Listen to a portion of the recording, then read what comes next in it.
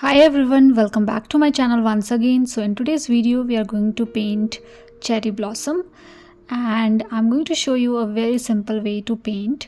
So in my previous video we have learned how we can draw it. So hopefully you know how we can compose the overall flower structure.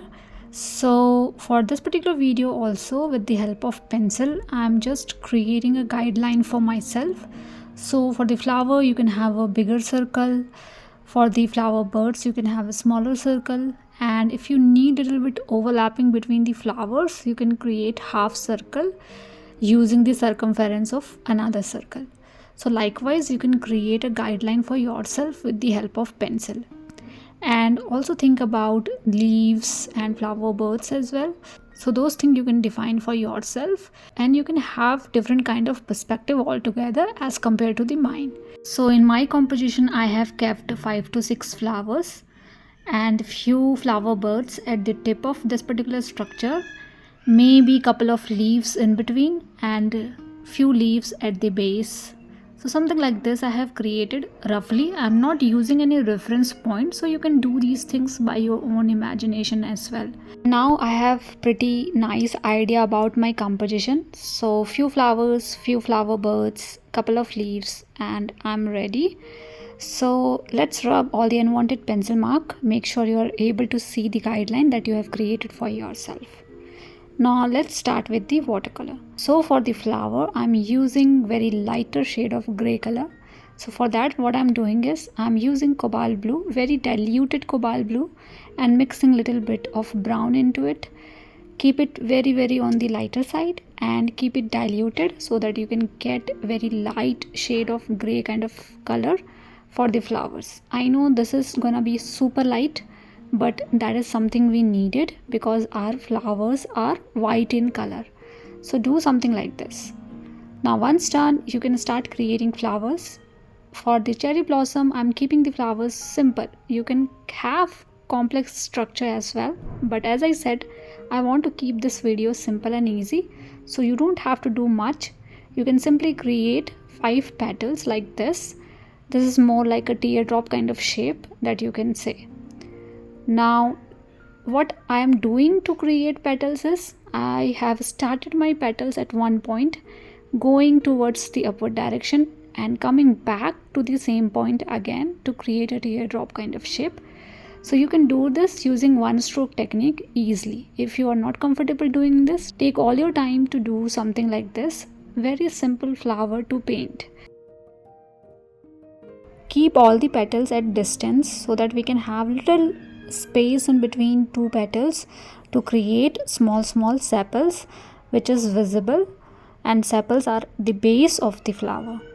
Now for the half flower or flower overlapping you can create only 2 to 3 petals, maybe few petals only halfway because half part is hidden because of the front petal, and keep doing it until you finish all your circle meant for these flowers. Now in this particular step you might not able to see a flower kind of pattern, but trust me, you will see. You need to wait until it gets dried completely and then we are going to do the next step. Meanwhile you can also create a small circle to create flower birds. So assume these are the flower birds.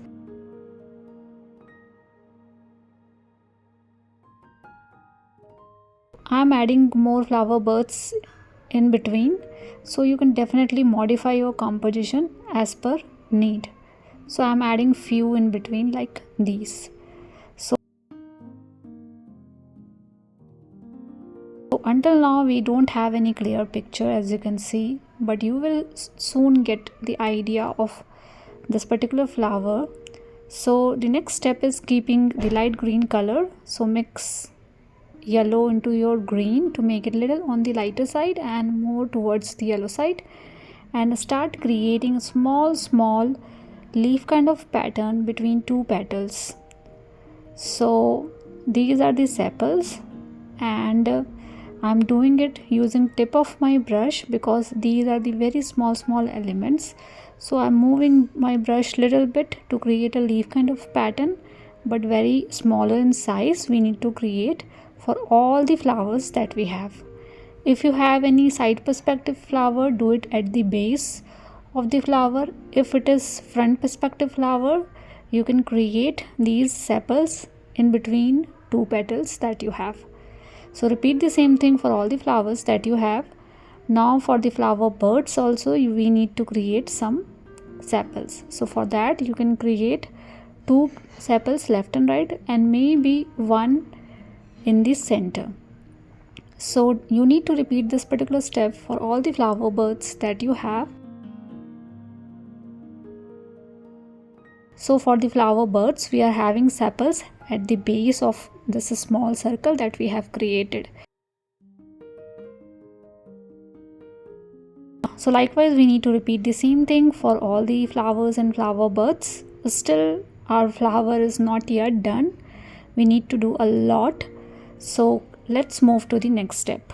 So with the help of same color and using tip of my brush, I am creating very fine lines to replicate stamens. So these are my stamens which are very fine, and I'm doing it with the help of tip of my brush. If you're not comfortable doing it directly with the help of brush, maybe you can use green color pen as well to do something like this, or else you can use very fine brush if you don't have control over your brush, or else it is easy to paint something like this with the help of bigger brush as well. Mine is size 2 brush, but I can do it easily using tip of my brush. I'm not applying any pressure because these are very fine lines that we need to create throughout the flowers that we have. Now few stamens are smaller in size, few are little bigger in size, and you need to repeat it for all the flowers that you have.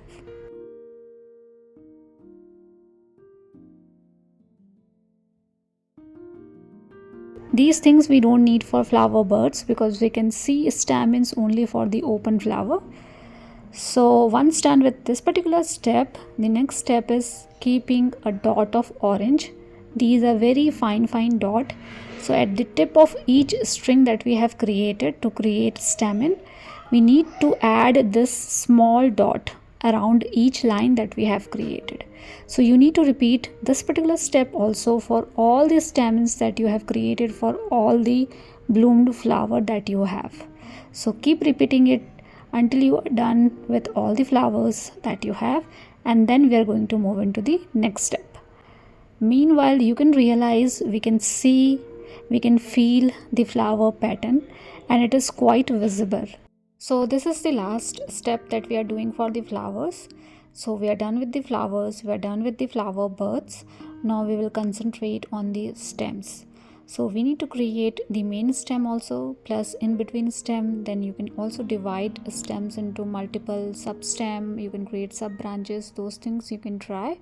So for that I am creating a brown color, and you can do it mixing all the three primary colors together, that is yellow, blue and red. So accordingly you can have a nice brown shade, and then you can start creating these stems that you have visualized during your guideline that you are creating. So I have something like this. So in between I can have little visibility of stems. The stem is full of flowers and flower buds, so we don't have to do much in between these flowers. So little bit stems are visible, and then at the tip of this particular structure we have a nice stem. At the base we have a bigger stem, and then you can just connect everything together. Do not keep anything hanging, so everything should look like everything is connected with each other. So something like this you can do. And then in few places you can also create some sub branches as well. So you can do this using same color and just have a little rustic structure around this stem area. So keep doing it until you're satisfied with the overall stems and all, but don't overdo these things because we have lots of flower in between, so the visibility of the stems should be little lesser. So at the base I am creating some sub stems. Now create a nice green shade mixing blue and yellow together, and it is depend on you which kind of blue you are using, which kind of yellow you are using to create a green shade. Now I am creating some leaves at the base, and depend on your composition you can define all these things, as I said. So I'm creating one stroke leaves. These are pretty simple to paint. You just need to push your brush a little bit to get the right thickness, and then move your brush towards left and right based on what kind of perspective you need it for your leaves. So likewise, you can have a little bigger leaf at the base. In between also you can add some green element. Few could be little bigger, few could be little smaller, depend on what you want. Now I think I'm pretty much done with the leaf as well. Last thing you can do with the leaves is creating some lines and pattern around the leaf area, which we usually see into the leaf. So with the help of darker color you can have lines and pattern in between the leaf area, and that's the last step that we are doing for today's video.